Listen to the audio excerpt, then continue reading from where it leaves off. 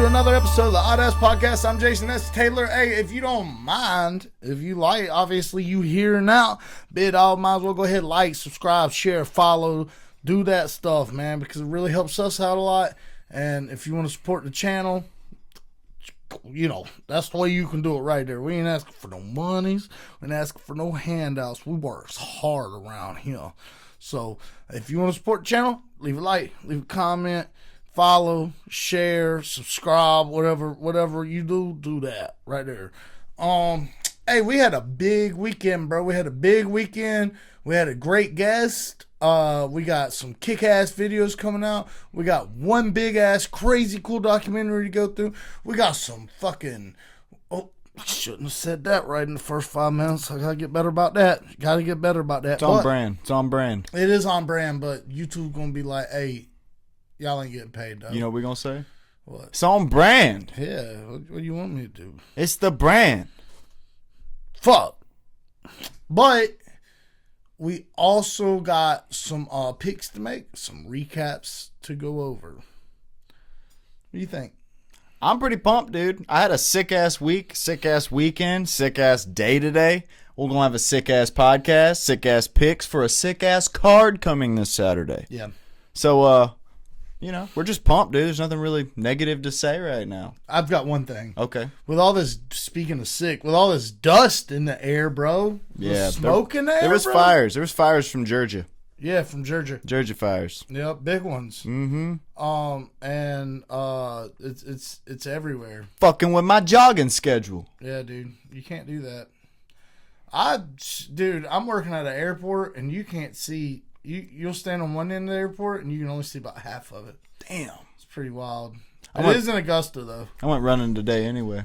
Yeah, did you? I fucking put on my big boy pants, and I went and I breathed in as much of that air as I could. Dude, sometimes you got to breathe it in, dude. Yeah. If I was you, I'd have took like a hefty bag, ran around with it, like holding it, you know, got a bunch of it, came back in here and just huffed on it like Sean O'Malley huffs on his vaporizer. That's what men do. Yeah. Yeah. They go towards the danger. They don't run from the danger. Nah, dude, everyone talks about how that could hurt your lungs, but guaranteed, dude, you know, that's just going to build up antibodies, dude. That's just going to build up antibodies in a good way and make your lungs stronger. Right. I mean, without it, you got bitch lungs. Yeah, dude. You know? Nobody wants bitch lungs. Nah, dude. That ain't going to get you nowhere. Nah. Nope. Nah, dude. Hey, you want to do some picks?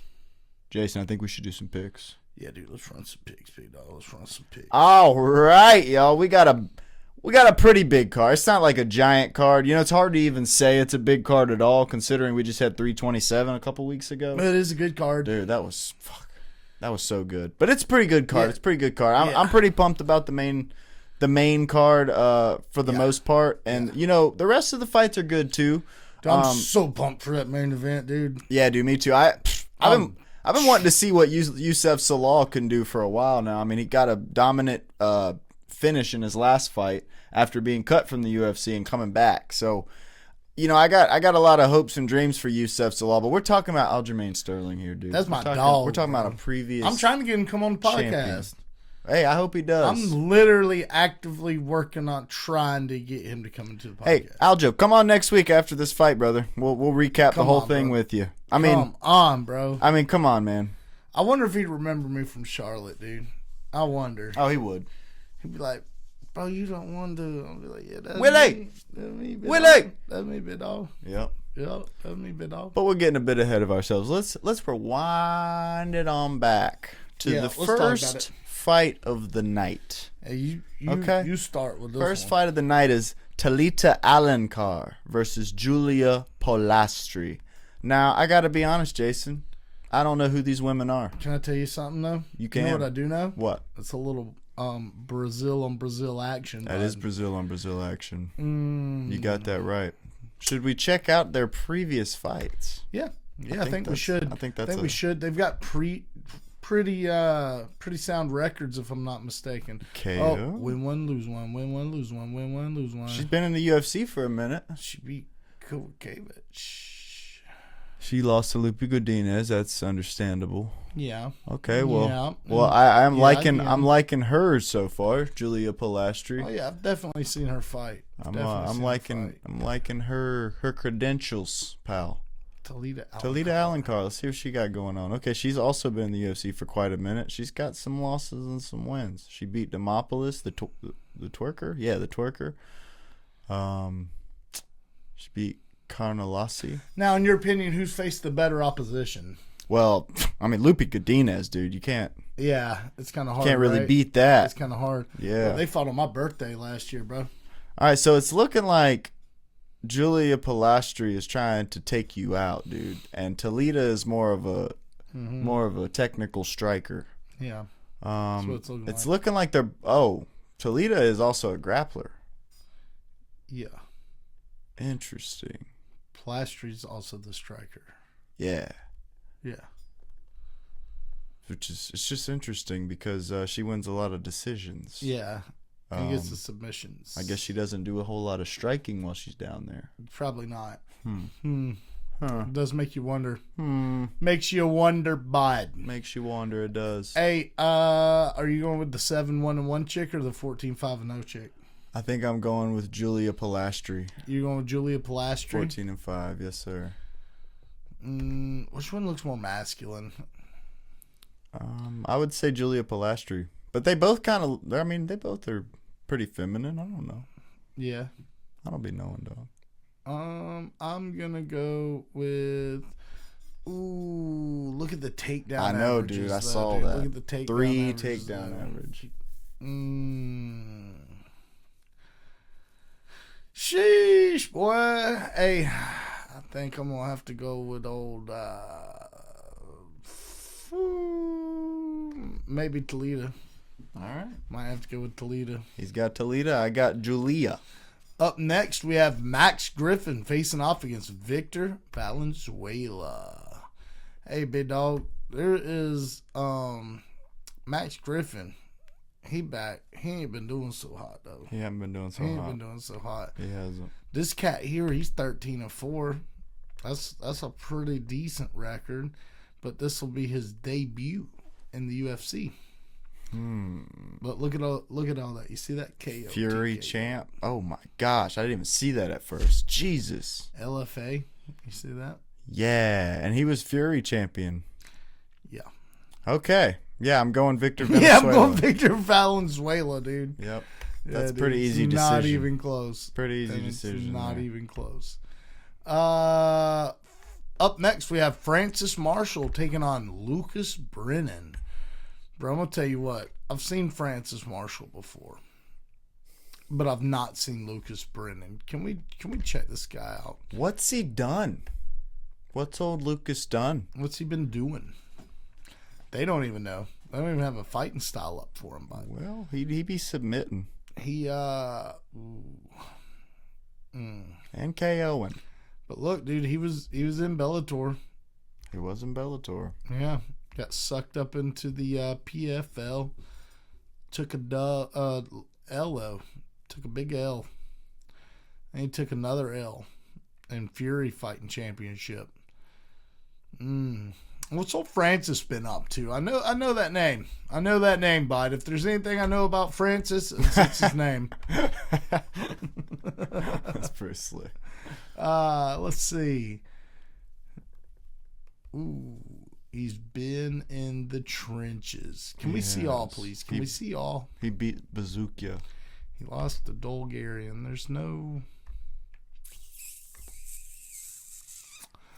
Came in, won a unanimous decision on the Contender Series. Then he knocked out Marcelo Rojo. And then he lost to William Gomez. Lost to Isaac Dolgarian. He beat Dennis Bazooka. We were just talking about that, dude, weren't we? Boy, this is a hard one. Because both of them kind of seem like 50-50 guys. Yeah, they do. I'm not trying to be ugly or nothing. Oh, they Really certainly not. do. I mean, these guys don't really have the craziest of resumes here. I'm going Lucas Brennan. Because of his record? Just basically because of how he finishes fights. Ooh. And he only loses to decision. Whereas Francis Marshall loses in many ways. But and also, actually, I was going to say Francis Marshall has been tested more, but Lucas Brennan has a longer rap sheet. Now, Francis Marshall has a longer rap sheet in the UFC, though. Yeah. You know what, though, dude? I think I'm going to go Lucas Brennan on this. I think, and hear me out, this is one of the plays that we've got. I feel like I got to sneeze, by the way. I hate that. When you feel like you got to, but it won't.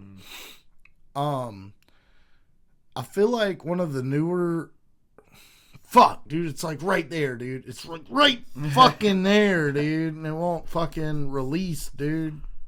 One of the newer ways of thinking and you know, things we got to think about when going into these things is they're at the Apex. They're not in front of a huge crowd. You know, if they were in front of a huge crowd, I'd wonder about Francis Marshall winning this fight. Because I'd be like, ooh, he's been here. Ooh, he's been in front of, 16,000 people. Because those arenas ain't always filled up right now, right? But I think I'm going to go Lucas Brennan just because he seems hungrier. He's got the better record. Like you say, he's getting finishes. So he's going to want it, too. He's going to want it. He's going to want it. He's going to be hungry. Up next, we have Rafael Filho taking on Cody Durden. Is that how you say his name? I think so. Or is it Jafel Filho? I think it's Rafael. Yeah, it's probably Rafael. He's from Brazil. J's or H's and all that good That's stuff. right. But so are ours. They are. Yeah, that's weird. It is very weird. Yeah. Hey, hate to be the guy, right? But Cody Durden ain't been doing so hot. He ain't been. Can we look at his record, please? Let's just bring it on up, bud. Let's look at the stats here, bud. They're both the same height. They've got similar age and reach, looked like. Yikes.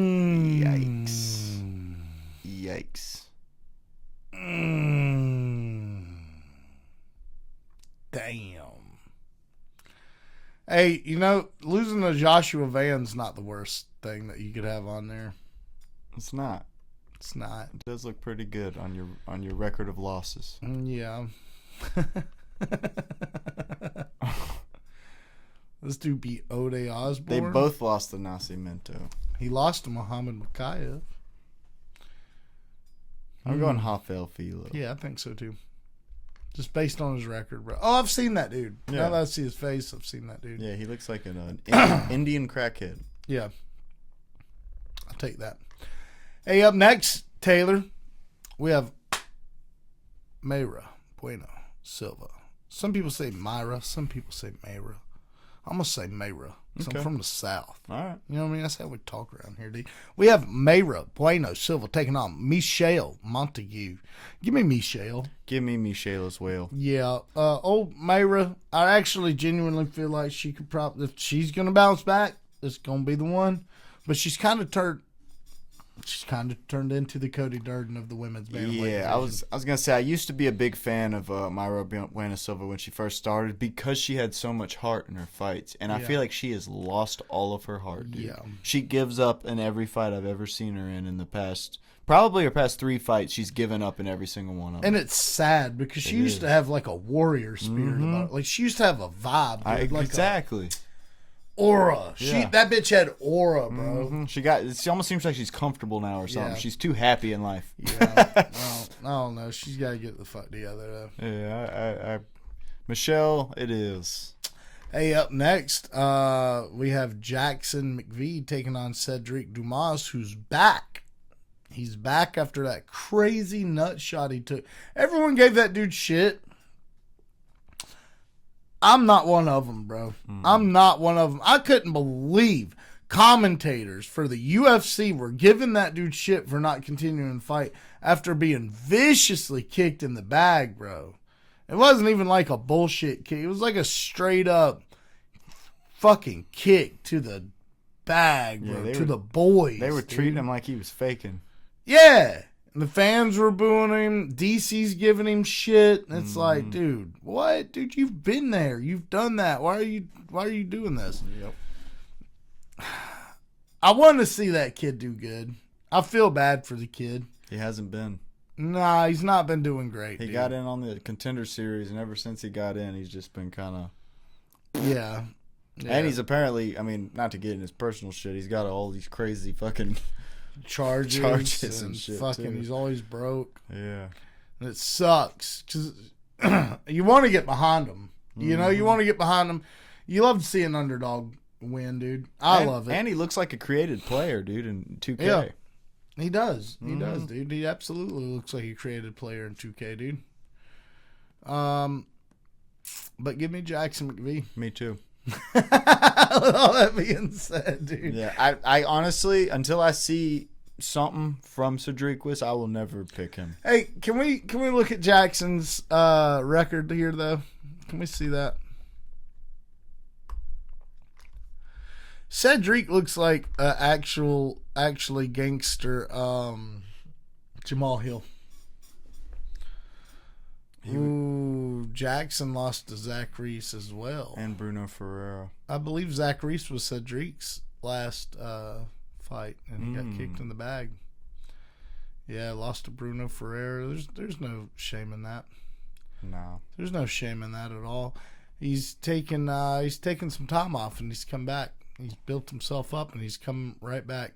He was in the LFA. He was doing really good. He came into the UFC. He's riding 2 L's. Hey, somebody's got to go is what this looks like. Let's look at Cedric. Check him out just for shits and gigs, brother. See what he's got going on. Sheesh. Boy, that don't look too good, does it? It doesn't look too good. It doesn't. Oh, he was subbed. Zach Reese wasn't his last fight.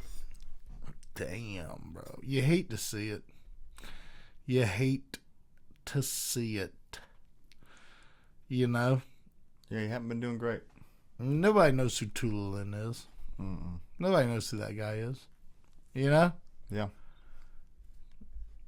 I hope he wins it. You know, I hope Cedric wins, but yeah, I'm gonna have to go with Jackson McVee until he proves us otherwise. Up next, we have the OG Rodolfo Vieira taking on the up and comer Eric McConico.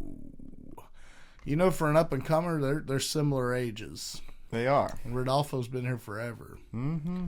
He looks like Brazilian Michael Bisping. He does. He does. This is the old Southpaw versus Orthodox scenario. And, you know. Of course he beat Cody Brundage. Yeah, I mean, who hasn't? Not trying to be ugly. But. So he's fucking 1-2 in the UFC. You know, Rodolfo might got this, bro. For an older fella. I believe Rodolfo just got knocked out by Bo Nickel in his last bout, right? Yeah. Yeah. He beat Trayshawn Gore before that. Oh, wow. He lost to Andre Petrosky. Aaron Petrosian. Yep. And beat Cody Brundage. It looked the same. It did look like the same name. Yeah, dude. Yeah, dude. Like, wait a minute. Oh, the fucking phone. Did they fight twice in a row? Hold on, big dog. Yeah, nah, I gotta be honest, bro. Where is the chin on Rodolfo Vieira? That's the question. Because if Bo Nickel knocks you out, it's a problem. Mm-hmm. It's a problem. You know what I mean? Mm-hmm. It's a big problem up there. Not for someone like me or you. That would be like, duh. But maybe not. I feel like I could probably take a punch from Bo Nickel. If he'd let me give him one back, you know. I think I'm going like power slap, but it's punches. Something like that. Mm-hmm. I mean, he'd probably still win. I'm just saying, I feel like you eat one. You know? 2 maybe. Who are you going with? I think I'm going Eric McConico. Yeah. Yeah. Fuck, dude. And I don't want to. I want to go Rodolfo, dude. I really want to go Rodolfo. I feel like Rodolfo, you know, he's the OG. You want to see the OGs win, dog. You want to see the OGs win. And he's great at jiu-jitsu, just nobody's going to let him use it. Yeah, and where's that chin? That's my question. Where's that chin at? Eric McConaughey for 500, please, Taylor. That's what I'm taking. Up next, we have Marcus Buchecha taking on Ryan Spann. Bro, I don't know where they got this Buchecha fella from. I couldn't find shit on him. Oh, he's fought a few times in the UFC. I know the name, right? But, like, outside of the UFC, I couldn't find shit on him. Fuck. Let's see what the deal is. I'm going Ryan Spann. I'm going Ryan Spann, bro. If you go to a draw with Kennedy and Chakawu and you lose to Martin Boudet, bro, pack it up. Yeah, I'm going Ryan Spann as well. Fucking pack it up. Mm-hmm. Go back to Brazil. Do some. Where's this guy from? Yeah. Go back to fucking Sao Paulo or wherever. Yeah. Fucking do some grappling, bud. Work at the tire shop. Not UFC. Not UFC. I agree. Up next, we have Montel Jackson taking on Raoni Barcelos. Give me Barcelos. Just real quick, let me see who Montel Jackson has fought. Figgy.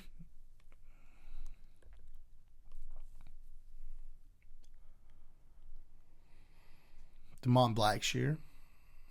I think that's Ramon Yaya. What's that dude's name? Yaya's first name? I can't remember either. Yeah, I think I'm going Raoni as well. Yeah. Just, look, Montel's a really, really tall dude for that division. It almost makes you wonder why he's not fighting at featherweight. He's a really tall, really long dude. Raoni, I believe he's just going to take, I think, that's a brutal guy. That's a brutal guy. He likes to bash you. Mm. The Russians say smash. Raoni likes to bash you. A Brazilian bash, bro. And I feel like he's going to take a little page out of Figgy's book and try and take this dude down and just beat him to a pulp, dude. You know what I mean? Yeah. That's what I think's going to happen. For sure. Up next, we have Davey Grant taking on Adrian Luna Martinetti. I gotta be honest. I love Davey Grant. I always pick Davey Grant. I do. But this Luna dude has bombs in his hands. Does he? Yes. And he's like 20 years old. Ooh. He's very He's fucking on the Contender good. Series, He's right? Very good. Yeah. Yeah. We just saw him either debut or get on the Contender Series like very recently. And that dude was so good. Did he debut? Pretty sure. Could be wrong. No Contender Series. Yeah. He fucking... I remember this guy. Uh-huh. But is he going to be able to stop old Davey? These are the questions. What are their stats like, bud? Can we look at their stats? 5'8", 5 foot. Ooh, they're the same height. So can Davey Grant piece him up or submit him, or is Adrian just gonna beat the shit out of him? How old is he, you say?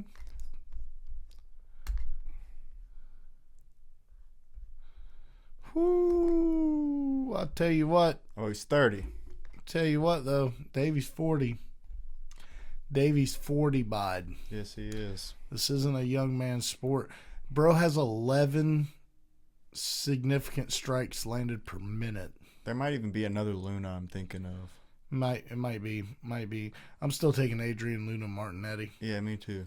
Yep. Me too. Good luck, Davey, though. I like that guy. I like that dude a lot. I hope he wins, but I'm still going Luna. Yeah, likewise.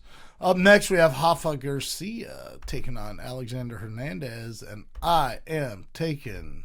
I don't know, dude. Rafa's kind of been doing shit, ain't he? What's Rafa been up to? I really like Rafa's boxing. He throws bombs, dude, and he's real accurate. He's also really good at wrestling. But, man... I feel like this is Alex Hernandez's time, man. I feel like I've been going for Alex Hernandez while he was losing, and I was like, man, I believe in this guy, and then now he's winning, and I never choose him. But Rafa's he beat good Jared too. Gordon, Vince Pichel. He lost to Grant Dawson. He beat Clay Guida. Are they just giving him old guys, bro? That's what it looks like. He's old himself, I think. Oh, he's 31. That's a hard 31, dog. He Yeah. definitely looks 41, dude. Yeah. This one's rough, dude. See, because Alexander Hernandez, I remember, is the guy that was talking mad shit about Cowboy. You ever seen that fight? Bro, listen, as soon as you and your wife are done with your cordials tonight, and you're done eating supper and being really sweet to each other, get on YouTube, look up the build up to that fight, and then watch that fight. That fight right there, bro, that shows you who Cowboy is. That's what that does. And that's the way I always remember Alexander Hernandez. Now, he's on a roll, bud. And I'm kind of happy to see it. After the Cowboy fight, he humbled the fuck out of himself. Can we see how many fights he's had since then, please? Let's check that out. And let's see what his record looks like now. Because coming up, bro, he was on a tear, I remember. And then ran into Cowboy, and it was over, bro. Yeah, beat Benil Dariush, beat Olivier Aubin Mercier. That dude was on some type of a fucking roll. Lost to Cowboy. Oh, yeah, he was whooping ass. Yeah, dude. Beat Francisco Trinaldo. Lost to Drew Dober. Beat Chris Grutzemacher. Lost to Tiago Moises, who was doing shit, in 2021. Peak COVID, bro. Beat Mike Breeden. Then he ran into... It's like anybody with a name he started losing to except for Jim Miller, And then he comes back. He beats Austin Hubbard. He beats Kurt Halabow. He beats Chase Hooper. Then he actually comes back and beats somebody that was like, whoa, and that's Diego Ferreira. But Diego's old. Diego's old.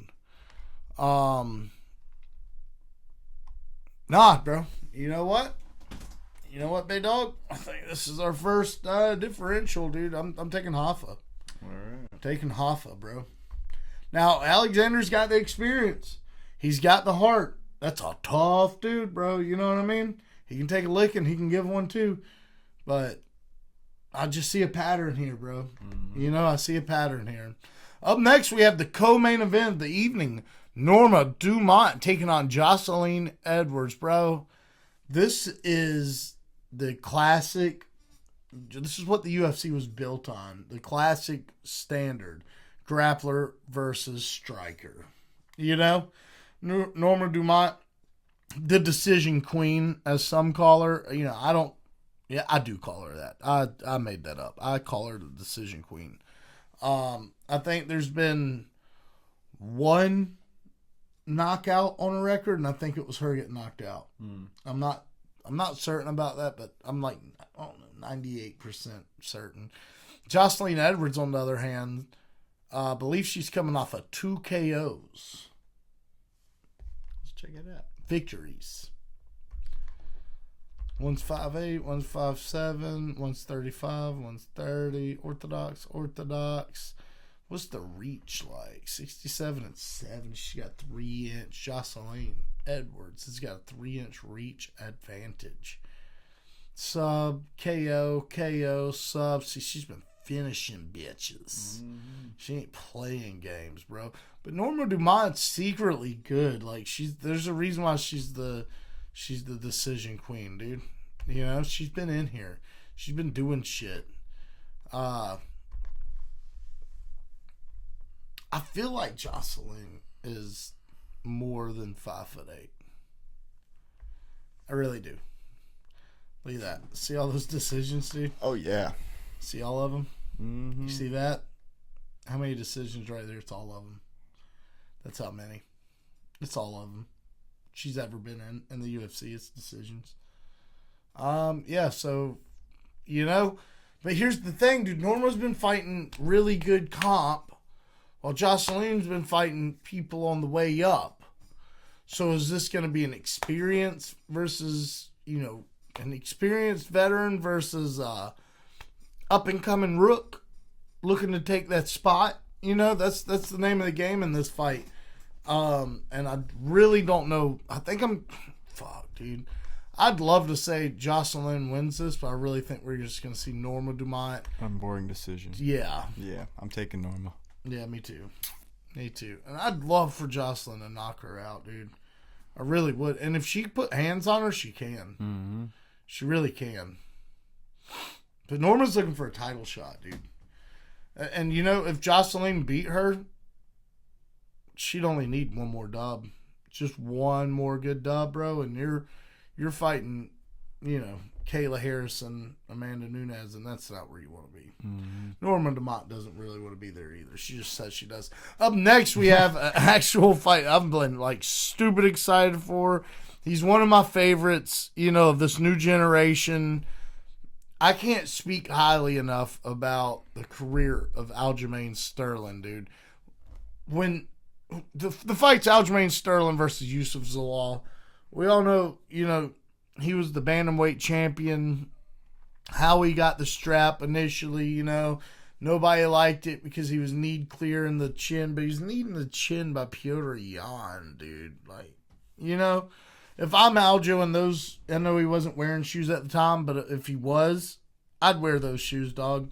I'm taking the belt right now, big dog. I don't care. People try to say it was a performance. You go ahead and get on your knees. Go ahead and get on your knees. Put your hands behind your back and let Piotr Jan knee you in the chin one time. See if you can speak functionally for the next 24 hours. And then come back and tell me Aljamain, you know, wasn't in the right. Yusuf Zalal, bros, beat Josh Emmett. He beat Calvin Kattar. He beat Jack Shore. He beat Billy Quarantillo, you know. And these are all subs except for the Calvin Kattar fight, which I'm going to be honest. That's the, if I'm not mistaken, that's the only opponent they have in common, right? Mm-hmm. Didn't Aljamain kind of beat that dude a little bit worse? Yeah, that's what Aljamain said in the press conference. Yeah, dude, that's the only one I didn't get to catch, dude. Mm-hmm. You know, I'm riding with my boy Aljo. I got to, bro. And I don't know who's winning this fight. That's the thing. That's why I love this fight, dude. This is a good fight. The matchmakers knew what the fuck they were doing when they made this. Also, side note, this should be for the number 2 contender spot. This fight should be, you know, number 2. Maybe number 1's Mozart. But Lerone, hey, I'm sorry. You get knocked down to 3. The winner of this fight should be number 2. You know what I mean? Mm-hmm. That's what I think, dude. Who are you taking? I can totally see Aljamain winning this. And my first gut feeling says to take Aljamain Sterling. But You think Yusuf's going to knock him out? here's my thing. The people that Aljamain have lost to at this top level are all bigger than him. Mm-hmm. And also are good at striking and grappling. And his only shot at winning this is grappling Yusuf Zalal, who is known for submitting everybody. Yeah. Who can also grapple himself. So he can either outstrike Aljamain Sterling, which I know he can. He can maybe beat him to the what is the word I'm looking for? Beat him to the next position as far as grappling goes. Yeah. And he's bigger than him naturally at this weight class. I'm not saying like, wow, he's so much bigger. I'm just saying Aljamain moved up to this weight class. And what we've seen of him, he's been doing to small guys. So I feel like we can't really judge it, what we know of Aljamain going forward against people like Yusuf Zalal. And again, I also don't know if Aljamain's dominated someone with the submission prowess that Yusuf has. And the way that he's going to want to dominate him puts him in every bit of danger for Yusuf's powers, Yeah. so to speak. So I'm gonna go on a whim and say Yusuf, even though I believe that Aljamain could win purely based on he's fought the top level of competition, and he's beat and lost to people leagues above Yusuf Zalal. Yeah. So with that being said, it really makes it a 50-50 for me. But I just think Yusuf has the skills to get it done. Let me ask you this. Who do you think is the better grappler out of the two? Well, see, that's what I'm saying. It's hard to say because Aljamain was doing that against small dudes. I think Aljo's shooting immediately. And because, like, if you look at their sub-average, he's got a better sub-average, and he almost has the same takedown average and has better takedown accuracy. So that just, and again, his size really might affect this. Like, people, maybe, like I'm speculating, maybe Aljo was so dominant because nobody could reverse him.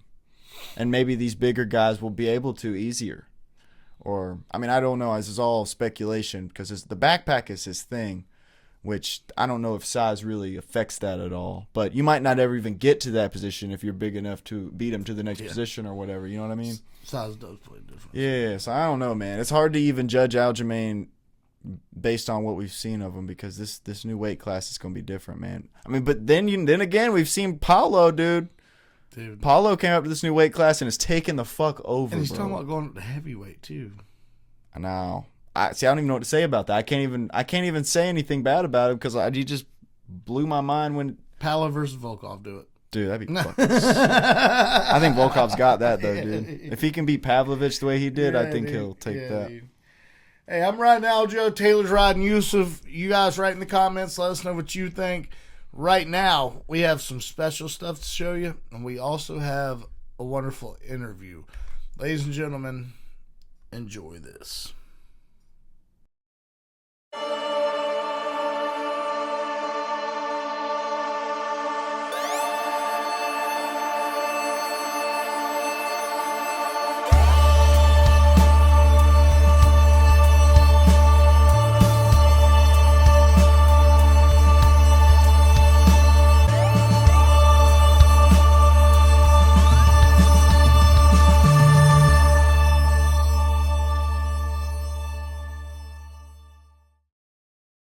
Welcome back.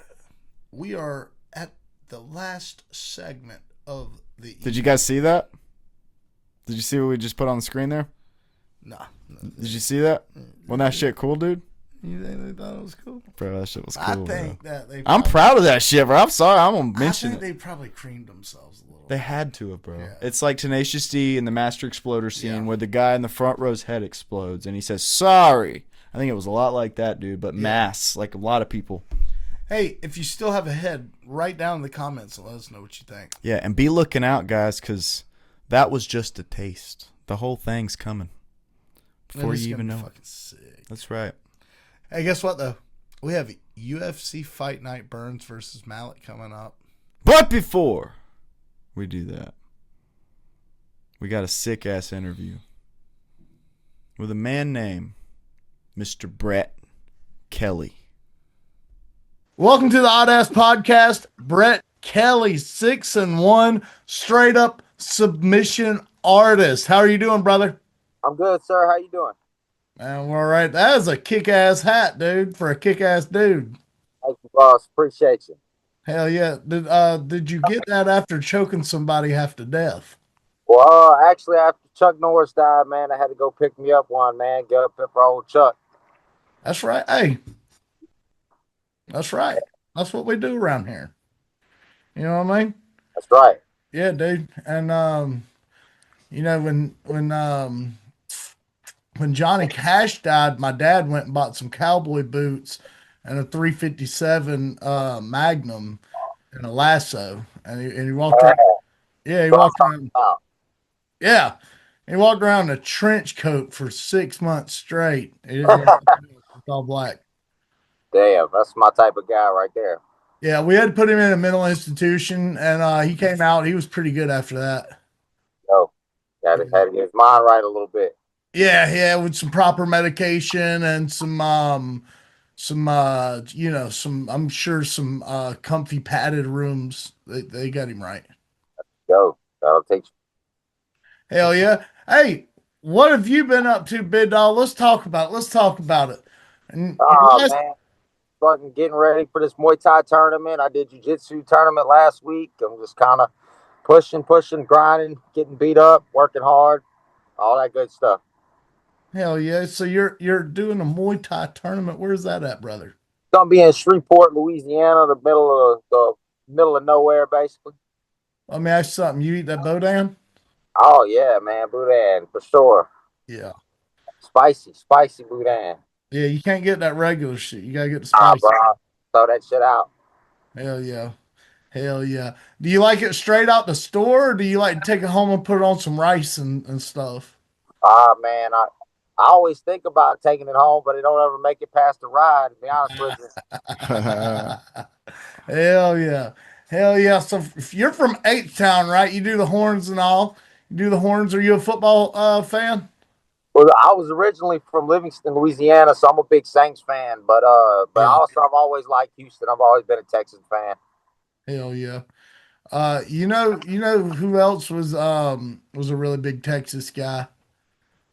Hank Hill. Oh shit! Yeah, I and didn't he I didn't know that. yeah, Hank Hill. Hank Hill was a really big football Texas guy, so just Hey, just just something to remember. yeah, little fun fact. I like it. Hell yeah, hell yeah. Let me ask you, bro. You beat up Rafael Sanchez in your last performance. You got him out of there with a rear naked choke, bud, in the very second round.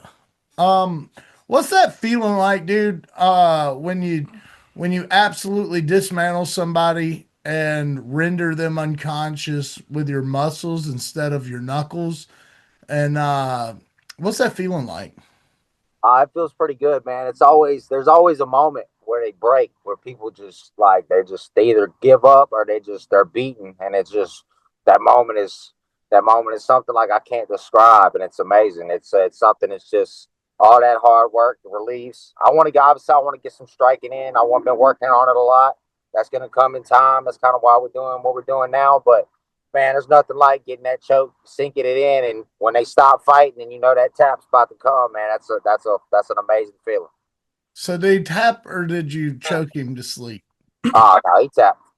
He tapped. Okay. Oh yeah, he did. It was across his face. I was gonna hurt his face before I Ooh, choked him out. ooh. Face crank, huh? Yeah, little teeth adjuster. Yeah, that doesn't feel good. Oh no, it's not. Mm-mm. Mm-mm. Hey, I had a dude. I was in a jujitsu class one time. I had a dude do that to me, but it was from the bottom of the chin. My tongue was kind of in the teeth right here, And I thought I was gonna bite my tongue off. Dude, I've never tapped so fast in my entire life, dude. Damn, man. Lose. Yeah. You ever had that happen to you in the gym? Yeah, I was going with this dad at my job. I teach martial arts to kids, and I was going at this dad one time, and I was talking him through something, and he just like turned really fast, and he just elbowed me in the jaw, and I mean, I bit the piss out of my tongue. I couldn't help but show it. I was like, ah, but it would definitely taught me a lesson of shut up and don't be sticking your tongue out at any point and rolling. Yeah, it ain't good. It ain't good. Oh, that was a painful shit. Hell yeah, hell yeah. You ever almost bit your tongue off like that? I don't think so. I don't think I Yeah. have. Okay. There's two of us in here that are real men. There's still time. I like that room y'all got there, man. That's a pretty cool swag that room y'all got. Hey, Hey, appreciate it, man. the swag is all it's all Taylor, bro. There we go. Yeah, we be making some musics in here. Yeah. I like it. Yeah. What kind of music are you into, bro? Mostly shit from like the 70s, 80s, 90s, some early 2000s, from everything from like old rock to country to rap. Like I like older music. There's very few stuff I can listen to from nowadays. Like every now and then I'll hear a song that's all right, and then after about a dozen times listening to it, I never want to hear it again. I'm definitely more of an old school guy for sure. Hell yeah. What do you think about Waylon Jennings? I don't even know who that is. You don't know who fucking Waylon Jennings is? Probably I'm terrible with names, boss. By name and by sound, You probably. gotta take that hat off. You gotta take that hat off, bro. Probably That's by sound and stuff, but by name, I don't keep up with it like that, man. I got too much brain damage going on. let's go to Lukenbach, Texas with Waylon, Willie, and the boys. You know what I mean? I get some of that in your life, brother. You gotta get some of that in your life. Look up Way More Blues. Look up Lukenbach, Texas, and you're gonna get right. You're gonna get right. You're gonna get right real I'll, quick. I'll get on that for you, boss. Hell yeah, you're gonna love it. No, and you're gonna love it, dude. You're gonna love it. I swear to God. Believe it. I believe it. Yeah. Yeah. All right. So let me ask you this. You got any hobbies aside from fighting, bro? Not really. I mean, teaching, I do like to really teach. It's been cool getting to teach and be able to learn and see these kids like really learn stuff like that, man. And just because I've always wanted to do it. I grew up in a small town where it wasn't available, so like to see these kids get to come in and get to learn, like they're learning 1, 2, they're jujitsu. They're man, it's awesome to see. It truly is. So that's one thing, but it's all martial arts related. I like other sports and always have, but I mean it's always it always comes down to martial arts for me. Like that good food and relaxing. My dogs, I like my dogs are probably be the only other thing. I got a couple German shepherds, so very mean a lot to me, and that's probably my other hobbies outside of it. Hell yeah. Hell yeah, dude. So I'm just let me get this straight, right? You enjoy the arts of murdering people, you enjoy teaching little people, underdeveloped people the arts of murdering people, and you enjoy dogs that look like they could murder someone and or probably could murder someone. Am I getting that right? Sounds about right to me, boss. Hell yeah, dog. That's our kind of individual. You know what I mean, dude? I need more people like me around. Yeah, probably. Well, I don't know because you didn't know who Waylon Jennings was, but everything but that, bro. Everything but that, brother. Like everything else is fucking yes, I'll tell you what, if I listen to this guy and he sucks, I'm gonna give you a call back. bro. Never say that again, dog. Never even put those two. Don't say that. Don't say that. We love you, hey, Mr. Brett. We love you. Don't say that, dog. Just, you're. Oh my I god. give you the benefit of the doubt, man. I give you the benefit. You seem old enough that you know what some good music sound like. But I've also heard a lot of people say that, and I listen to some music, and I'm like, Hell yeah. Hey, well, you know who Johnny Cash was. oh no. Like I said, I give you the benefit of the doubt, man. I'm not the music. Like Yeah. I said, I'm not the music expert. I believe you. Hell yeah. Them boys ran together. They was the outlaw group. Hey, that's good enough for me, dog. That's Yeah. passing enough for me. Hell yeah. What's your favorite foods to eat outside of camp? Ah, fuck, man. I'm a food person, so I like a lot of Cajun food. I eat a lot of Cajun food. That gumbo in the winters really well. I really like gumbo, crawfish etouffee, jambalaya, those type of things. Shee. Hell yeah. That's Hell my. yeah. Unfortunately for me, I got to try to cut back in camp, man, because I love it. I could eat that every day. No, dude. Guaranteed, dude. I could eat that every day. I could eat that every day.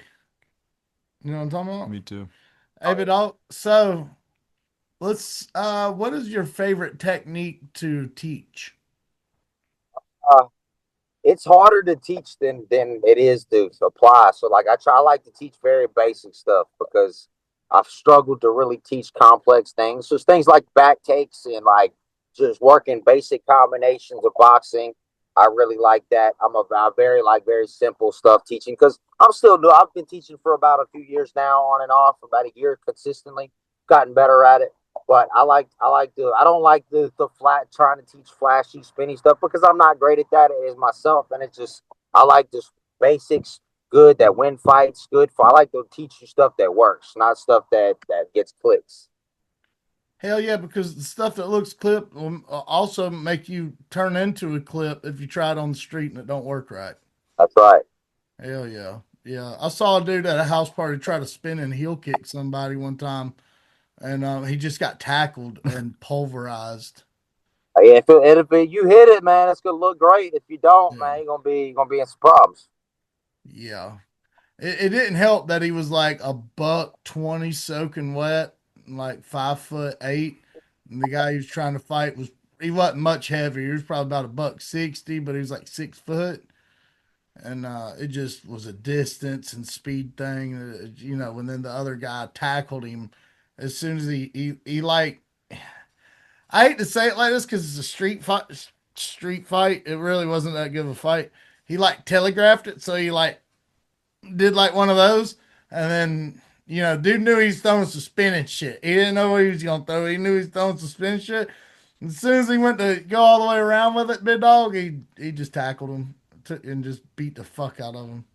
Yeah, I had a teammate one time ask me, why don't fighters just throw more spinning shit? I'm like, because it's fucking hard to land, man. Like, Yeah, that's like the most obvious shit to see coming. Like, you got to have a gift. Like, you got to be good at it. yeah, dude. Hey, we saw some spinning shit this past weekend that was pretty clean, dude. We did. We covered our very first live event as a podcast this past weekend at Conflict 69 in Columbia, South Carolina. And man, there was I think four different fighters that actually threw I think almost everyone threw a spinning back fist, but there was a couple guys and a gal that threw a spinning heel kick that actually it was sick, dude. It was sick. It was sick. Congratulations on covering y'all's first show, man. That's awesome. Hey, Yeah. thank you, man. Brother. It was a great Thank you, brother. time. That's awesome, man. I see that stuff like that is what I want to get involved in eventually. Out towards the end of my the run is get better and get different parts of the sport, like the media sport, different aspects instead of just fighting. Like right now, it's full send on fighting, mostly on coaching and stuff. But eventually, that's an awesome journey to be a part of the sport without having to get in there. Well, let's break it down, right? Let's break it down exactly what you just said. Let's get into the ins and outs and X's and O's. You're 28, correct? Yes, sir. I'll be 29 next week. Yep. All right. So you're 29, right? You're fighting under the Fury banner, correct? For the most part, yes, sir. Okay. Do you strive or have any goals to be in UFC or BKFC or anything like that? Well, obviously the goal is to make it as far as I can, and I've always, since I was a kid, I've had this real urge of getting to my ultimate potential and being able to just make the most of what my God given abilities are, even when I didn't know I had them. So I want to get as far as I can get, whether that's the UFC or if that's something else or wherever that is. I want to get it to as far as I could be. And if that means it's pro for Fury or if it's pro somewhere else, and that's the highest I get, I'm gonna make the most of it and I'm gonna really enjoy it. I think a lot of people I know get really too fixated on this. It's this or bust because that's just too hard of a game that's just so hit or miss. It's just so hard to just get it. You need to be able to enjoy it regardless of where you land, in my opinion. So I'm ready. I'm ready to take it as far as I can because I want to be where I deserve to be. So if I don't deserve to be at the top, then I don't want to be at the top. If I deserve to be at the top, that's where I want to be. Dude, those were great words. Those were wise words, by the way, Brett. For real, man. Fighters need to younger fighters need to listen to that and pay attention to that because people ruin their own lives, chasing this dream and when I'm a firm believer that just just because you love something doesn't mean that that's what you're supposed to be doing. You know what I mean? Now, chase it, go after it, but once you've spent too much time, there's only so many days you get in this life, brother. You spend too many of them doing this, you never know. You could be better at something else and could be, achieving way better things or be far more successful in those areas or avenues. So here's the thing. So Fury is a very, very, very prestigious organization to be fighting for. So you've already got something to hang your hat on. People all across the country, from coast to coast, top up, left to right. We all know about Fury, right? If you're a real MMA fan, you know Fury. Um, what? Let me ask you, because you've got four finishes under that banner, correct? Well, a couple of them come under Elevate FC. I've had 4 fights for Elevate FC, and I've had 3 for Fury. Gotcha, gotcha. Well, you've done really good. I've looked into you quite extensively. I know you've submitted a lot of dudes, bro. So that's gotta get you going. Have you ever thought about doing any of these? Well, you said you're doing grappling tournaments, right? What are you in strictly jujitsu? What's your record looking like there? I haven't really kept a touch on my record as far as goes because I've competed. That's what I started in was in jiu-jitsu, and I did good bit of tournaments, especially in the beginning. But I always knew what I wanted to do. So I crafted my game for MMA, for pressure. Not I didn't want to be. I remember I moved up here at 5 years ago, and I took a smoker after a few months of being here because I knew I was hey, I'm behind the 8 ball. I don't have the time to invest years in to see where I'm at. I have to go out there, no striking experience. It's a couple months of kind of training with some good guys at just Muay Thai classes. And I was showed I was tough, which I always knew I was tough. I've been in plenty of fights. I knew I could make myself fight, but the skills were not there. I was too jitsu complacent. And I knew I was like, if I want to do this, I have to just completely destroy what I am and get better and invest and go put myself in the rooms that I'm going to just get my ass kicked and told that I suck and told that I'm no good and just continue to fight and climb and work and then develop a game, move on to the next spot, try to work on my development there, try to work on finish, get to a real MMA team for the first time. And it was just a very, very just developmental point just to get to behind the eight ball to where I am. Cause I'll never forget that I had when I first, my first smoker, I didn't have any teammates. I didn't have any coaches. I was there by myself. Everybody in the room has people, they're warming up. I'm just shadow boxing. I go in there, had one guy giving me water. And I'd always doubted myself of like, could I do this? And like after that night, like I knew I was like, I can do this. Like there's no doubt about it. I can get better. I can do this. And we've been on from there. Hell yeah, dude. So you said you made a couple interesting points just then. Sometimes you got to put yourself back through that fire, right? I mean, and you know, people that aren't humble will say, "Man, I do this all the time." Not really, bro. Not really. What you just talked about is starting from the foundations and working your way all the way back up, right? What what challenges you the most when you're under that fire? Like what do you think of to push you through those challenges? I think of a lot of how I was raised and like the things I had to go through. I went through a lot as a young kid and as a teenager, and some of it was my own fault, and a lot of it was my own fault, but a lot of it wasn't. And I carried the weight of a lot of things for a long time, and it's only recently that I just realized that like I didn't have the right to carry everybody's responsibilities and their decisions. They were like my decisions didn't make that everybody make the decisions that they made around me that I always thought that it did. But I just remember that hopeless kid, man, like that kid that really just had to just didn't have a choice, man. It was just kicked by everyone and just had to work and had to get through it and just had to talk to God and just I listened to a station named Dawson McAllister on Sunday nights when I was a kid and I would just sit there and just like cry and be emotional. And like nights like that, I can think back to that any moment. I could be in the middle of a round and like that feeling would just hit me of just that hopelessness. And it's just like, nah, we're not there anymore.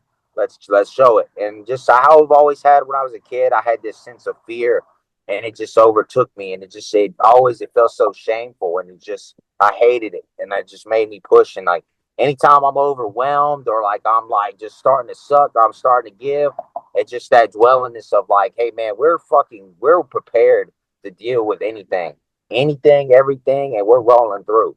So let's push the pace, let's break these motherfuckers, and let's keep going. And that's just how I get, and that's just the mindset I try to keep. It bothers me because I miss things sometimes because of it, because I don't slow down and have fun. But it's a give and take thing that I'm learning to really work to really use to my advantage. Yeah, dude. Hell yeah. Now that's great, dude. You're really good at this interview and shit. Is this your first interview? It can't be. No, I've done a few. I've completely sounded like a retard in a couple of them, so I've had some Nah, practice. dude, you're good. You're good. No, you sound good, dude. You sound good. Let me ask you this: you live in Texas, right? Do you believe in Bigfoot?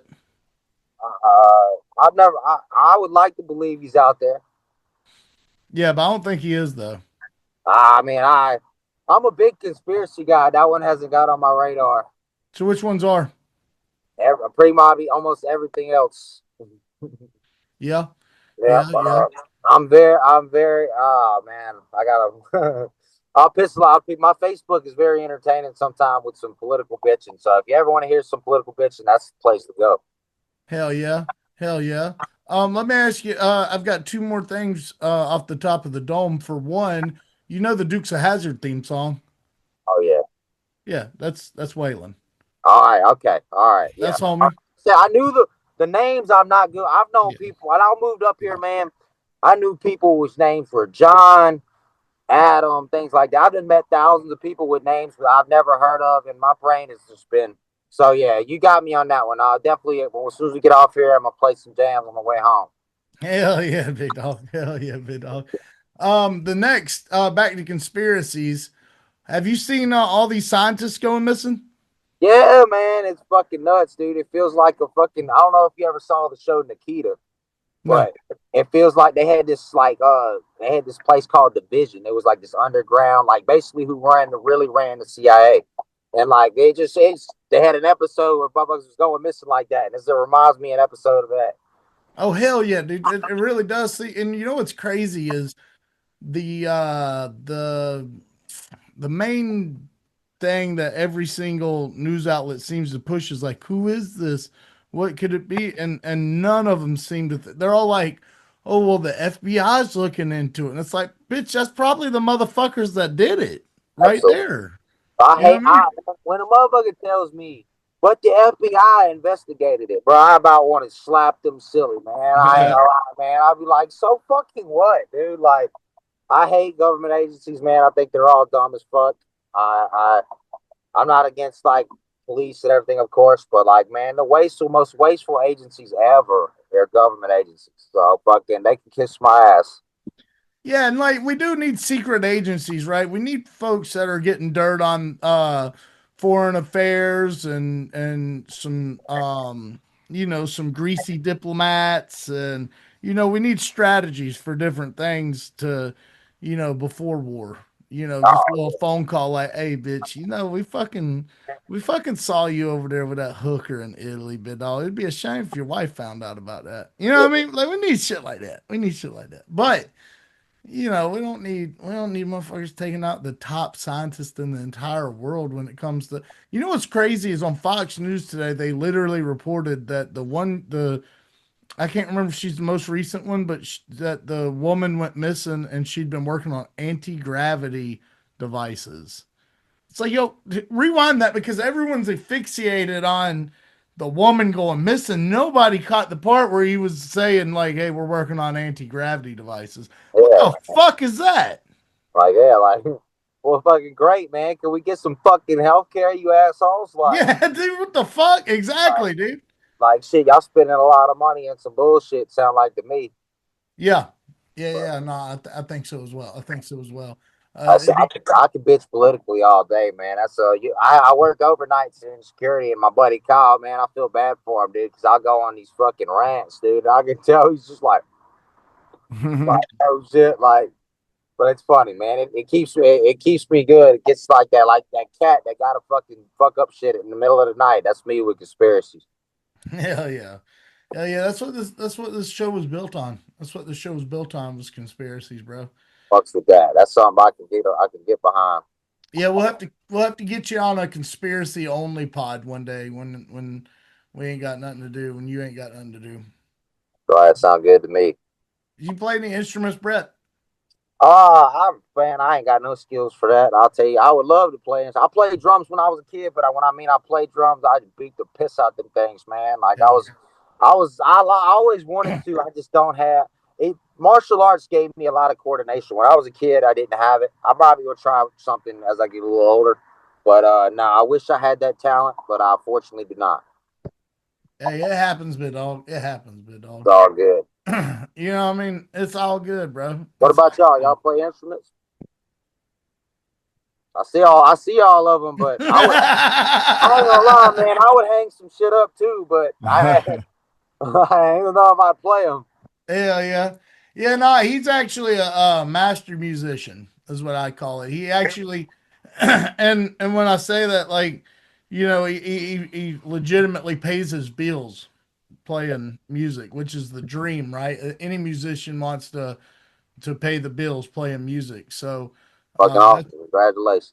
Thank yeah, you, you man. want to tell him a little bit about that? Thank you. Yeah, I mean, I just kind of started playing music, and then I realized I had a full time job. I worked there for 7 years, and I just kind of realized like I'm losing money having a job because I That's was having to turn down all these gigs, and I mean we're talking $100 an hour compared to 15 an hour, so it's like not comparable. pretty obvious. So I mean, I had to quit my job, and then 2 years in, here we go. We're still doing it. Hell yeah, I love that, man. I love people that chase the dream, whatever it is. I was in the plants working. I had like a good future lined up, and it was come to a point where like they just started to promote me. I didn't want to be there. I wanted to go train. I wanted to go fight. And I wrestled with it for a year because after COVID happened, I went to go to Austin to see my cousin. He just moved out there, and I was going to check it out. And I had been laid off, fucking felt shitty. First time ever been laid off, first time out of a job. Then I started training, won a tournament, felt good, went to Austin, was looking around. And when I was on my way up there, they called me back to work. So I was like, it's a good opportunity. I'll go back. I went for another like 12 to 15 months, and then I just had to get out, man. I had to go follow the dream. So I get you, man. I'm proud of you for going to pursue it. I wish there would have been more money in it. When I went to it, I had to go through a shitload of. I worked a dozen jobs when I got up here before I got it right. But finally, man, I got it right, and I got it to where like the last year or so, I've really like thrived, and I've started to like learn from my mistakes and get growth. And I found the right team. I found the right people, and like my skills are starting to show the development of the work. So it's great. I'm proud of you for taking your journey, man. Thanks, man. Appreciate it. I'm proud of you too, man, for taking the leap because I'm sure it was an easy choice to just sit back on that cushy job. You know what I mean? And you would think so, but like I always listen to. I posted recently this thing Joe Rogan said about like living with just being just with knowing you got a dream and fucking suffering by not going to chase it, man. I used to hear shit like that when I was on the job, and it just made me feel miserable. Like I thought heard that like Steve Harvey saying like chase your dreams and like shit like man, things like that, bro, drove me nuts because Mm-hmm. like I always knew that I had to even when no one fucking believed that I could even do anything with anything, like I knew, like, hey man, I don't know how, but this is what I want to do.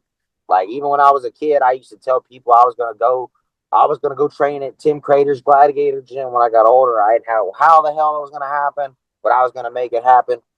Eventually, fortunately for me, I never got to make that happen, but God put me on a path that where I met the people I needed to meet. Nathan Lott, Excelsior Jiu Jitsu. I learned a great base. I was around great people. I would get to stay in the town with my grandmother. Like it was just, it was what I needed after after years of just hell, man. So it was a great experience. Put me on the path, and it was a no brainer for me. Hey, brother. So we got about 5 minutes left. Let me knock out a like kind of a sporadic group of questions. So Yeah, you're a jujitsu guy, right? Are you gi or no gi?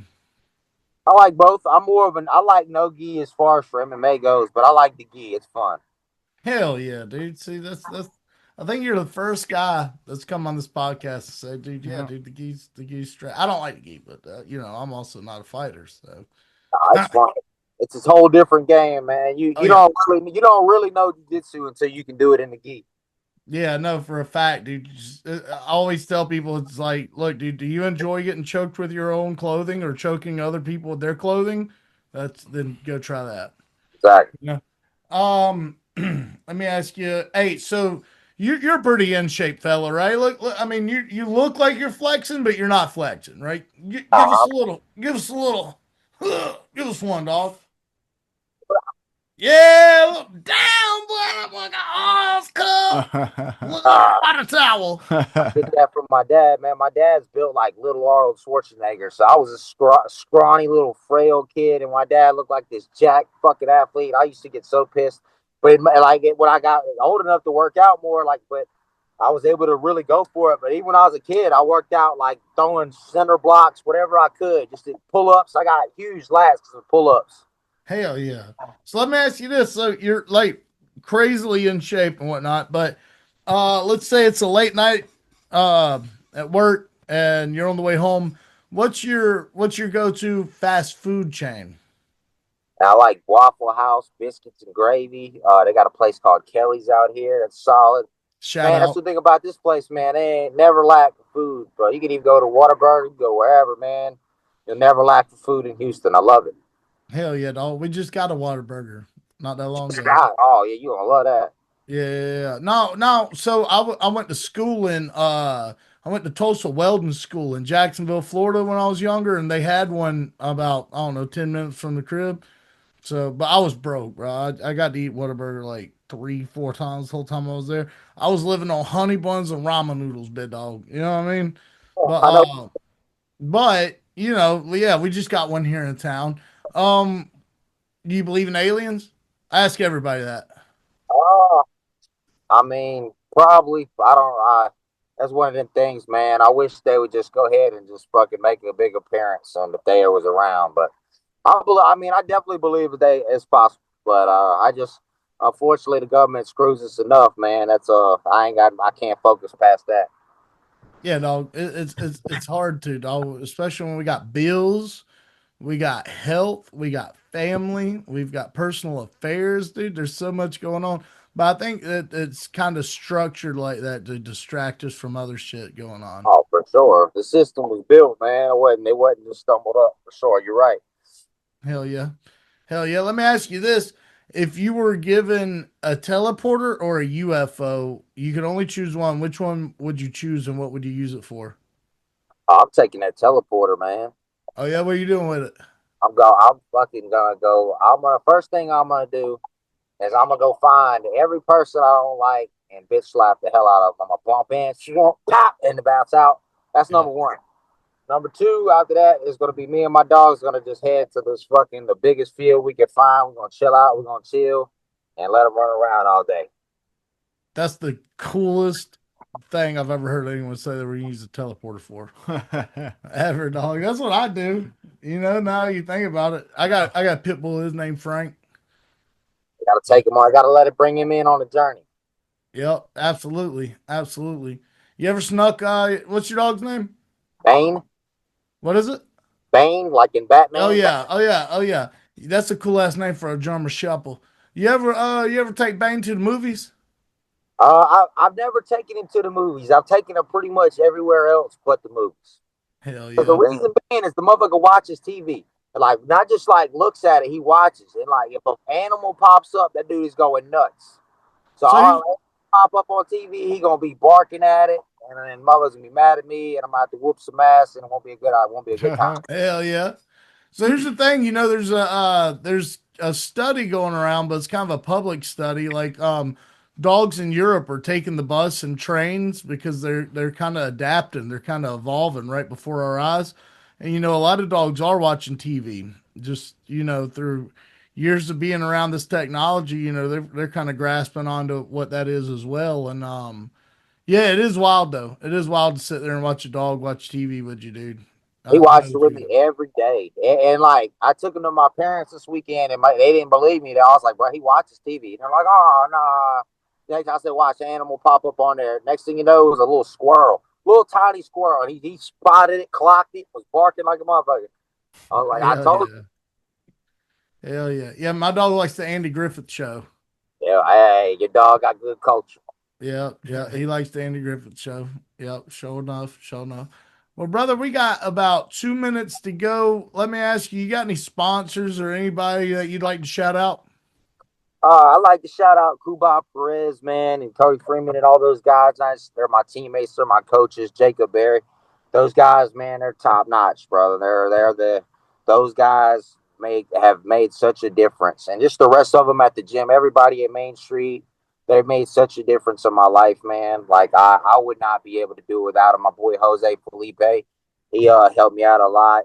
Johnny Baldwin, like there's several people like I would thank forever, like I'll forever be indebted to, and I'll ever love and have care for. So like all those people, definitely Dominic Perez. I could go on for Paul Guards. I could go on forever. Hell yeah. Hell yeah. Well, unfortunately, we only got about a minute and a half.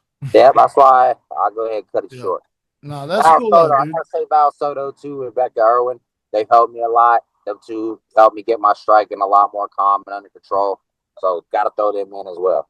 Hell yeah. Shout out to every one of those people for helping this brilliant young man get to where he's going and past that, man. Because you seem like an upstanding dude for real. I appreciate that. Y'all seem pretty nice yourself.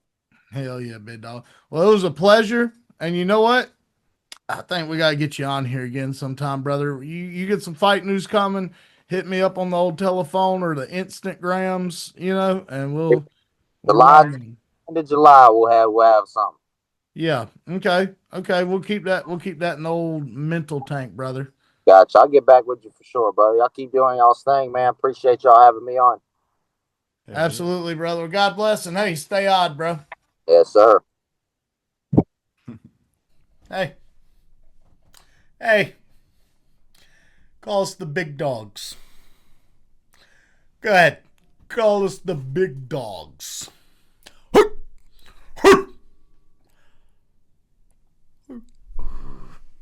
Know what I mean? Yeah. Big dogs in this clubhouse, bro. We had some sick content we shot with Conflict MMA over the weekend.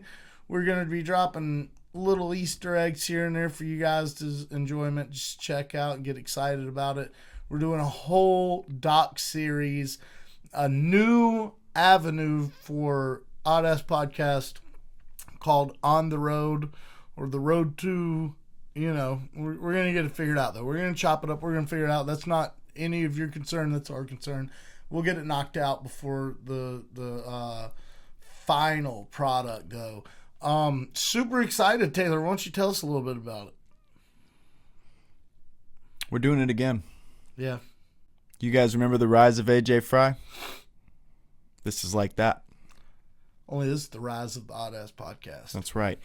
In regional MMA. Okay, so what we're doing is we're going to start traveling around. We're going to go to maybe 24/7 MMA, maybe Ultimate Battlegrounds MMA, homies up in Wilmington, you know, maybe some more conflicts. We're going to do a little bit of everything, but we're out cheer, okay? And so we're making a video to let you know that we are out cheer. Yeah, we are out cheer. All right? We got some good shit in this video. Yeah, some really good shit.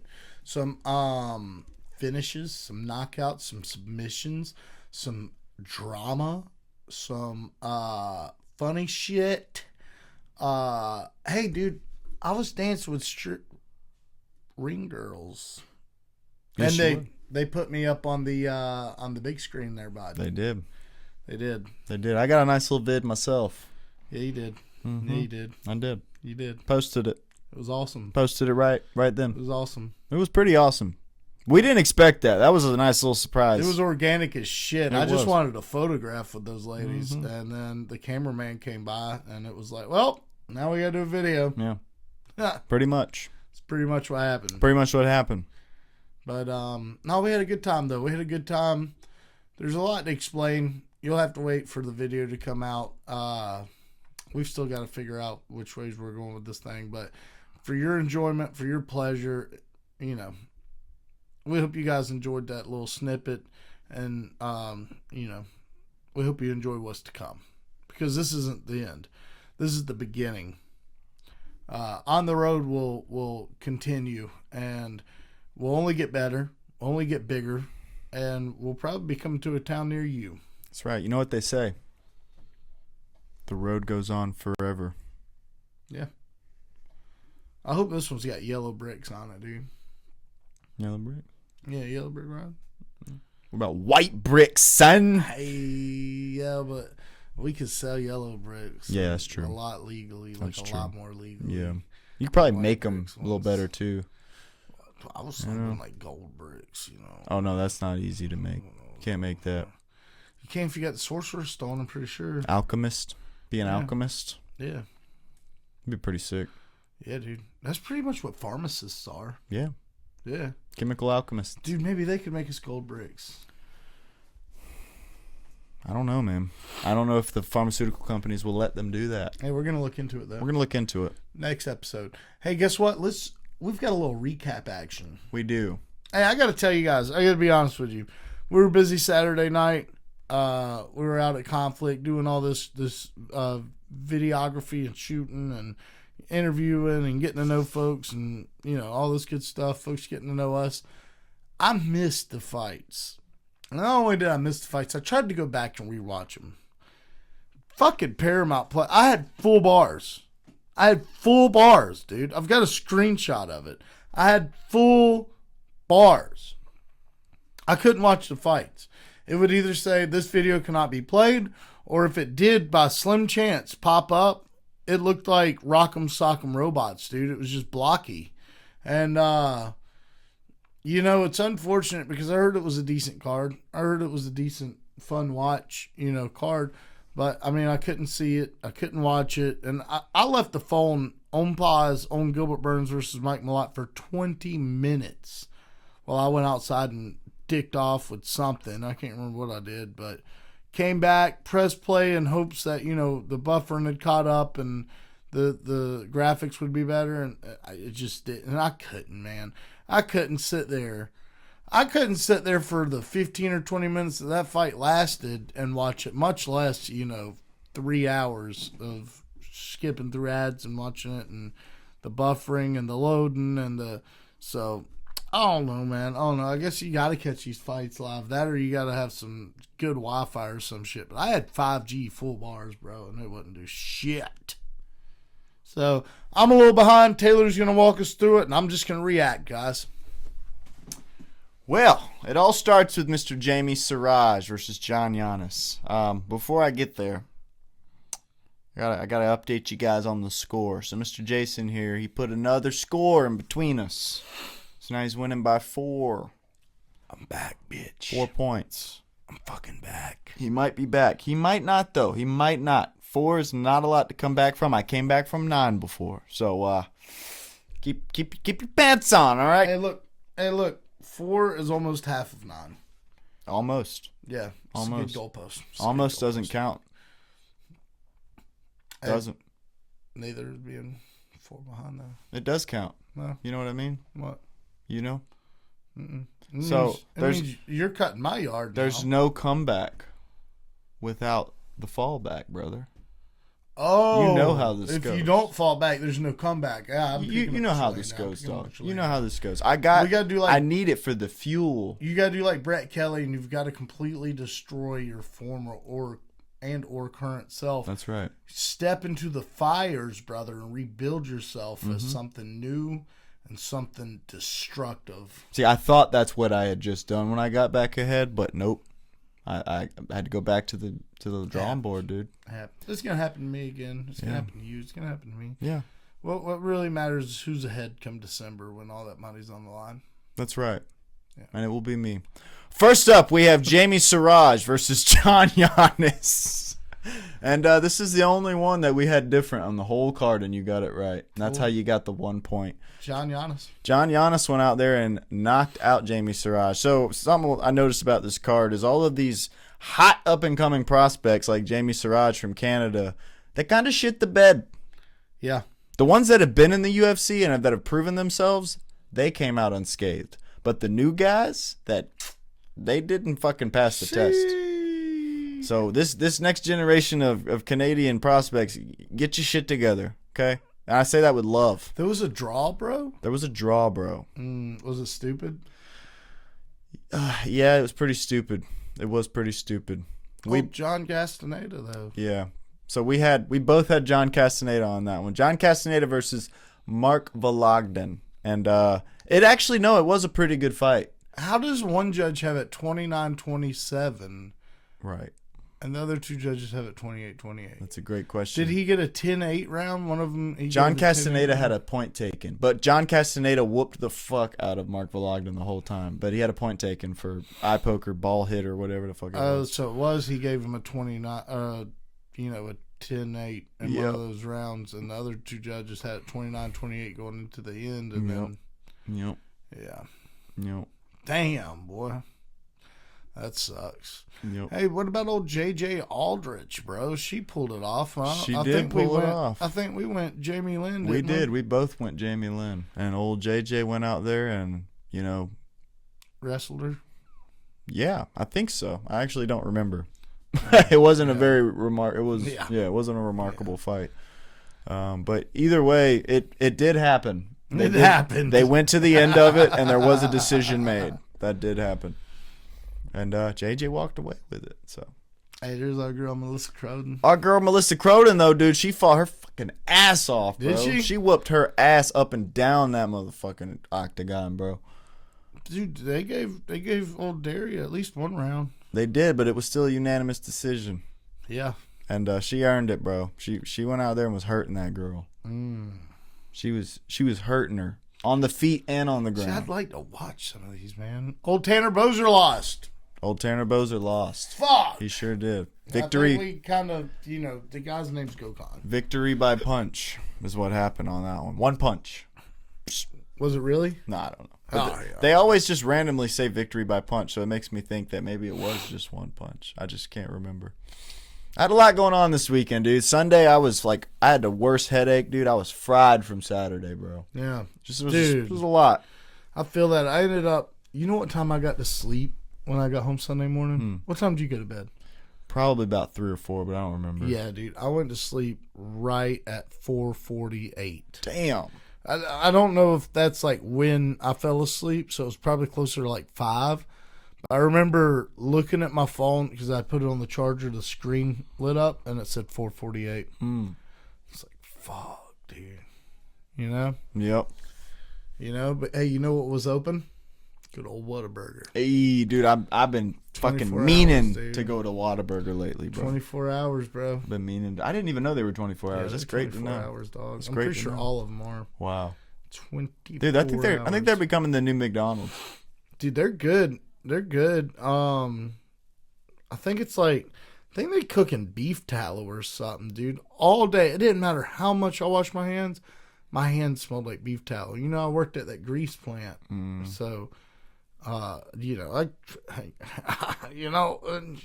need to suit my own horn, but I kind of know the difference of these things. And my hands, bro, smelled like a cheeseburger for like 24 hours. It didn't matter what I washed with.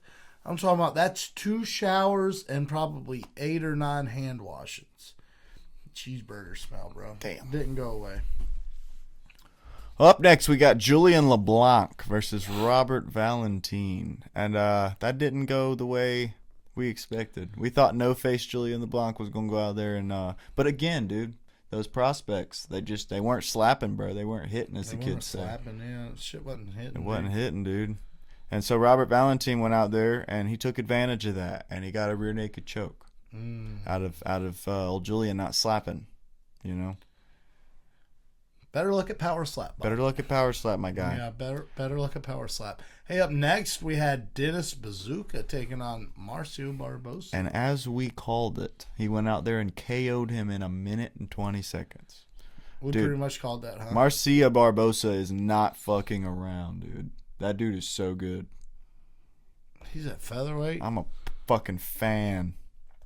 He's at featherweight, big dog. Who do you want to see that dude fight next? He's the only one so far that's had like some crazy fucking, besides Melissa Croden, who just beat that bitch from pillar to post. Anybody, bro. Yeah? Anybody. Yeah. What about Calvin Kattar? Yeah, but I feel like Marcio would destroy him. Hey, I know Calvin Cater's great, but Calvin Cater's kind of on the way out, and Marcio. That's what I'm saying, though. That's like build him up. Yeah. Build him up. You know what I mean? Yeah, I would like that. That'd be nice. Dan Ige. Mm-hmm. You know what I mean? Mm-hmm. Up next. Oh, Dan Ige fights at fucking bantamweight, doesn't he? Yeah, I don't know. Yeah, I think so. My bad. I didn't mean to interrupt. You're up next. Up next, Thiago Moises versus Gage Young. And this was actually a lot closer than I expected. Gage Young did almost finish Thiago Moises multiple times.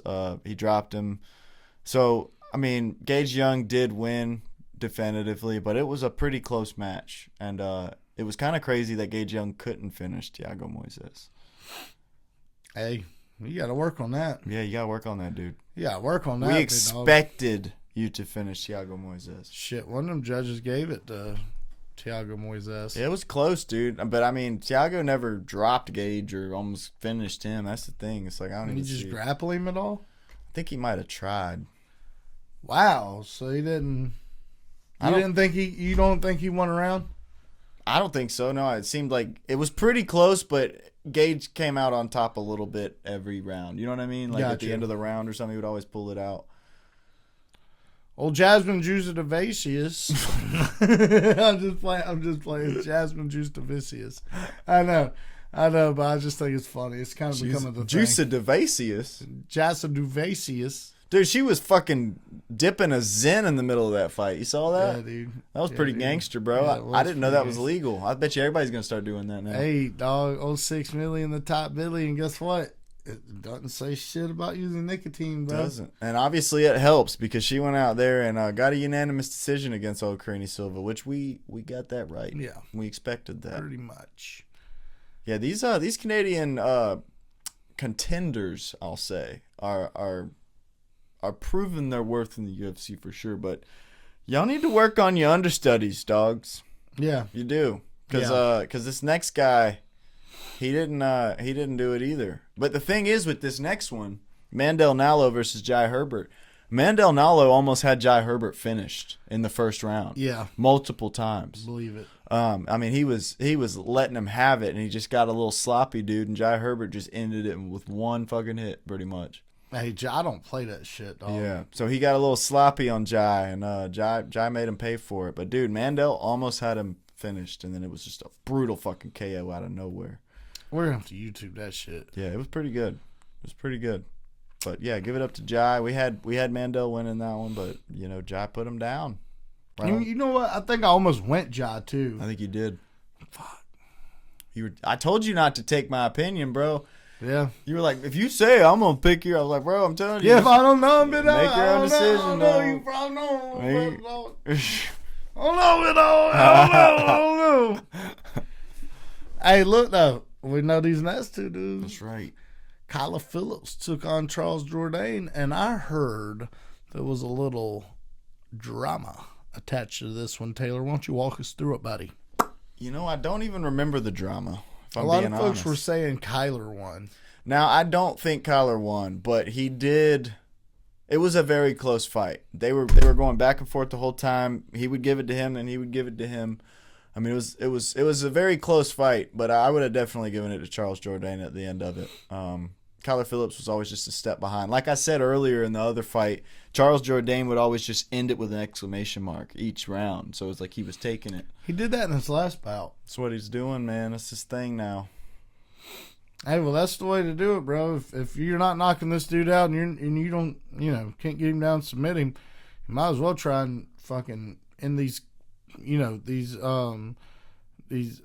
fuck, what am I trying to say here? You might as well try and end these back and forths with some combos. I don't know the word I'm trying to say right now. Exchanges? Yes. You might as well try and end these exchanges with like a longer combo than your opponent and just take the dub like that. Yeah. And this next one breaks the old heart, bro. I heard Gilbert was looking good in the first couple minutes though. He did not look like a 40-year-old man. Man, that sucks, dude. He did not. How bad was the KO? It was pretty bad. Was it? It was pretty clean. Was he actually out? No. I don't think so. Thank God. Because they did a whole interview with him afterwards. I don't think they would have done that like that. Probably not. But it was bad. He shot 7 takedowns and didn't get any of them? Nah. Yeah, it was I mean, he looked great out there striking, but Mike Malott just he almost looked like he was fighting a child who was really good. You know what I mean? Like a very dangerous child. It makes me want to cry. Yeah. All of Mike's shots were to the head. Yeah. Man. Yeah, pretty much. And he's pretty much orange from Gilbert just peppered him up the legs, the body, the head. Yeah. Man, dude. He didn't want him to sleep very good. Damn it, man. That sucks, dude. Yeah, it was hard to watch, man. It was hard to watch. Mike was a lot bigger than him, wasn't he? Yes. I knew he was going to be a lot bigger than him. Yes. Yes, he was. Yeah, it was hard to watch, man, but it was nice to see Gilbert go like that, peacefully and able to talk and walking out. And damn. That was good. So you want to see Mike fight next? I got one for you.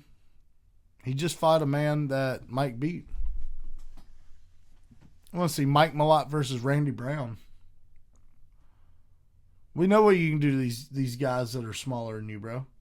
Let's see you fight a long guy. I like that. A bigger guy. I actually think Randy Brown could finish him. Yeah, maybe. And maybe Mike finishes him. Maybe. But I'd like to see him fight Randy Brown. Or who else would be good? Old Jeff Neal. That would be good. Hands of steel. That's Jeff actually a Neal. great matchup. Mike I could Malott. totally see that. Let's see that one. I could totally see that. That's a great fight. It is. Hey, Dana. Mick. You got Hunter. Jeff Neal, Mike Malott. Hey, why don't you go ahead and throw my boy some commission here, too? I don't even need a lot. Big dog. I don't even need a lot. Give me a UFC hat or something. Yeah, give me some memorabilia. Let me call a couple. I'm gonna call interviews for folks. Go talk to some people. It'd be cool. Mm-hmm. Yeah, all the way around. Yep. Yeah, and you gotta let him come. Yeah, please. Yeah, and his wife, because she be helping us with camera stuff, unless she's teaching or something. But then she can't though. Yeah, she be cooking good. Yeah. Get you some. Yeah, but they got money though. Dog. They probably be. They ain't got money for my wife's Michelin, cooking though, dog. Probably Michelin chef. They couldn't even afford my wife's cooking, dude. You ever seen Michelin chef? I don't know nothing about no tire chefs, dog. I'm just kidding. I've heard they're pretty good. No, I actually have been wanting to go to a Michelin star restaurant. I've never been. Which one? Any. Student? There's only like one in South Carolina. Is Ruth's Chris a 5-star restaurant? Nope. Now it might be a 5-star, but it's not a Michelin star. Yeah. But it's like I've never been to Ruth Chris. I don't know. I've been there. Super. Just heard it's really fancy. expensive. Yeah, I got turned around at the door as I tried going in there with a t-shirt on. And they were like, dude, there's a fucking dress code, you fucking bum. I was like, my bad, G. Shit. Fuck me then. Oh, you're bad. Then my bad. Yeah. Yeah, but I had a button up in the trunk. I went through that bitch on, walked in there, and I was like, all right, dog, where's the menu? Let me tell you something crazy, bit dog. You don't get, like, when you go to, like, a restaurant, like, let's say you're going to go to Texas Roadhouse or something. You get a meal, right? You get a steak or a piece of chicken or some shit. You go out some corn or some mashed potatoes, some green beans, some baked potatoes, something. Hell no, bit dog. You go to Ruth Chris, you're going to get a piece of meat, and you got to pay for that one. And then you're going to get, if you want to get a side, guess what? That's extra. That's extra, bit dog. Nah, you don't just, nah, bro. So, after reviewing their prices, I ended up getting a pork chop from Ruth Chris, not a steak, because I would like 1/2 of a salad. Yeah, thanks. Appreciate it, Bob. We had fire corn. I had a pork chop. Everyone else got a steak. I was broke as fuck. Everyone else there pretty much had money or was leaning on one particular person to buy the meal. And I just, just have some compassion, bro. I'm humble, dude. I don't need a steak. I care about your pocket. I don't care if you got money like that. I know you ain't rich. So I care about you, big dog. I want that pocket to be good. Once you have gas money, go home. So I'm getting that pork chop. Yeah. And guess what? It was delicious, and I figured out how they cook it. It took me like 8 times to replicate it, but I've got it down pat. Damn right. I can't tell them how to do it, but I'll tell you how to do it when we cut the sumbitch off. I'm about to try that. Yeah, it's delicious. Let's try that. It's delicious.